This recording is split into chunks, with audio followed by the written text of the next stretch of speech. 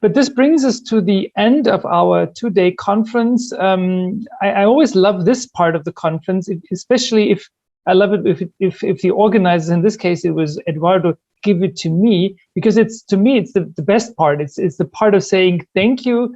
What a wonderful experience! It's been such a rich experience. I mean, we started with a sort of a great story of the two villains, ED Geneva and ED Rome, or as I will call them now, Eddie Rome and Eddie Geneva from now on. And of course, I mean, I think already in that first keynote speech, both a number of legal questions, but also a number of sort of policy and wider perspective questions came up. And then we moved both into the history and the conceptualization. We discussed more recent questions, or at least questions which have come to the floor more recently in the context of migration and forced disappearance. And then today, I don't want to say it became more practical, because of course it was also quite doctrinal and conceptual. But of course, when we discuss searching, investigation, and prosecution, those are some more practical institutional questions.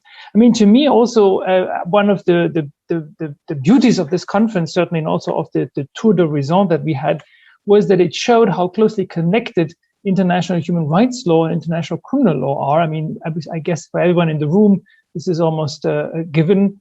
But of course, it also underlines why our two institutions, the International Nuremberg Academy, International Nuremberg Principles Academy, and the Center for Human Rights Erlangen-Nürnberg, work together. And I'm looking at Klaus and Eduardo here, and I would suggest this really sort of underlined how important it is. And I mean, it's not a start of a beautiful friendship, because we are already in the middle of a friendship, but it's certainly a sign of an ongoing, wonderful friendship.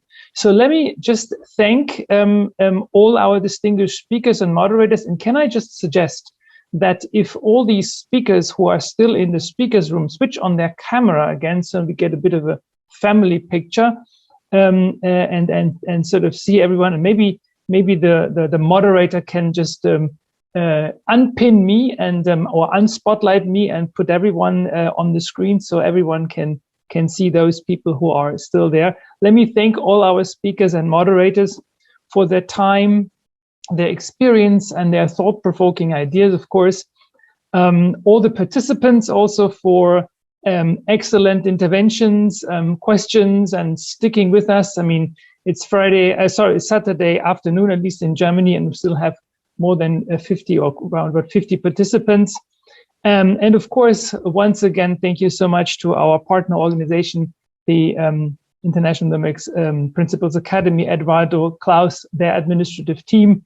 But I would also like to thank the team at Friedrich-Alexander-Universität. And really, I mean, I have to say this, but once again, my deepest thanks and admiration to my colleague and I guess friend, Rainer Huhle, who was really sort of the spiritus rector of this academic and practical conference. And with that, I would like to close. Once again, thank you all. And I hope also in the audience, it was an enriching experience.